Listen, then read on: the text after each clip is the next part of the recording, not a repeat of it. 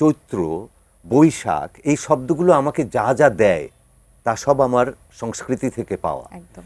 অতএব সেইটা তো আপনি এপ্রিল বললে, মার্চ বললে সেই কোনো কিছু আমরা পাচ্ছি না। অথচ দেখুন এই তারিখটাকে বা এই বাংলা অনেকে বলতেই পারে না, দেখলাম 12 মাসের নাম ঠিকমতো উচ্চারণ করতে পারছে না।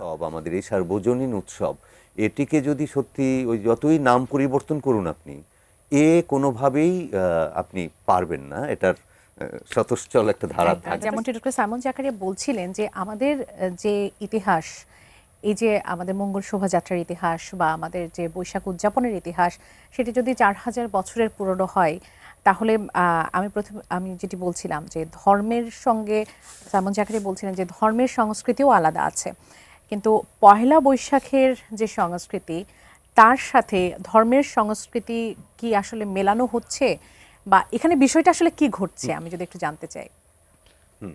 ব্যাপারটা বলা যায় যে খুবই দুঃখজনক একটা ব্যাপার, কেননা আমরা এটার যে সহজ আনন্দ, সহজ সমাবেশ, এই যে ব্যাপারটা ছিল সেইটাই হঠাৎ করে দেখতে পাচ্ছি যে নানান জায়গা থেকে, এবং খুবই আজকাল যেহেতু এই মানে গণমাধ্যম, সামাজিক যোগাযোগ মাধ্যম, এগুলোতে এত বেশি, এবং বেশ কয়েকজন ওয়াজকারী যেভাবে এটাকে মানে খুবই নোংরাভাবে এটাকে বলেন, সেটা খুব দুঃখ লাগে। কিন্তু সেই দুঃখকে ছাপিয়ে যায় এই যে আজকের ঘটনা যেটা বললাম, যে আজকে যে নানান জায়গায় এবং এত অংশগ্রহণ, সকল মানে রাস্তাঘাটে সবাই বেরিয়ে পড়েছে সবাই।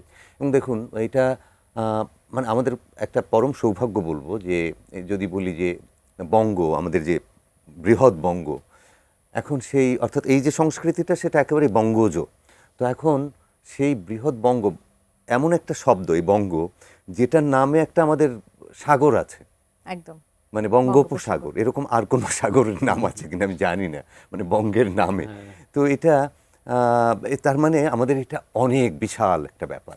তো সেইটা আমরা খুব সহজভাবেই একটা খুবই ওই যে বলি ইতিহাস ও ঐতিহ্য, আমরা শব্দটা বলি বটে, ইতিহাস নানান সময় নানান কারণে নানান রকমের পরিবর্তন বা রূপান্তর ইত্যাদি ইত্যাদি হয়, কিন্তু ঐতিহ্যের ওই যেটা সাইমন জাকারিয়াও বললেন যে ঐতিহ্য, এটা তো একেবারেই আমাদের ভিতরকার ব্যাপার, এটা আমরা ভিতরে ভিতরে হয়ে আসে।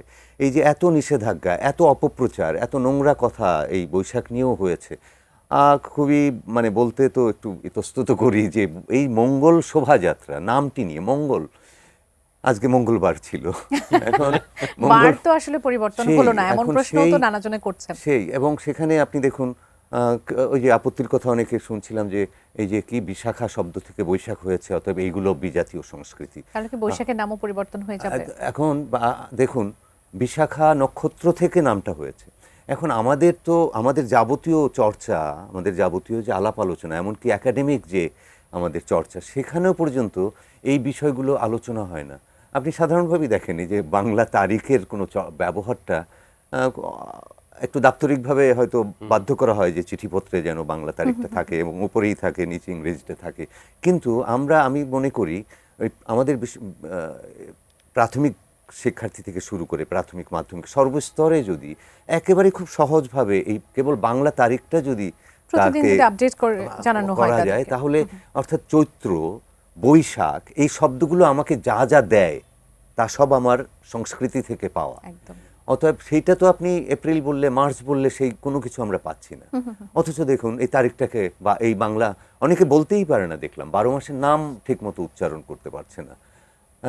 এখন এই যে ওই যে নক্ষত্রের সঙ্গে যোগ, তাহলে ওই যে আকাশ ভরা কি সূর্য তারা, বিশ্ব ভরা প্রাণ, মানে এই যে সংযোগ আমাদের একটা মহাজাগতিক, মানে একেবারে সৌরমণ্ডলীয় ব্যাপার, মানে কত বড় করে ভাবা যায়, সেইখানে আমাদেরকে দিন দিন খুবই নিচু করা হচ্ছে, খুবই সংকীর্ণ একটা জায়গায় এনে ফেলা হচ্ছে।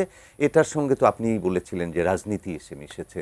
তো আমি মনে করি যে এই উৎসব, আমাদের এই সার্বজনীন উৎসব, এটিকে যদি সত্যি ওই যতই নাম পরিবর্তন করুন আপনি, কোনোভাবেই আপনি পারবেন না, এটার স্বতঃস্ফূর্ত একটা ধারা থাকবে।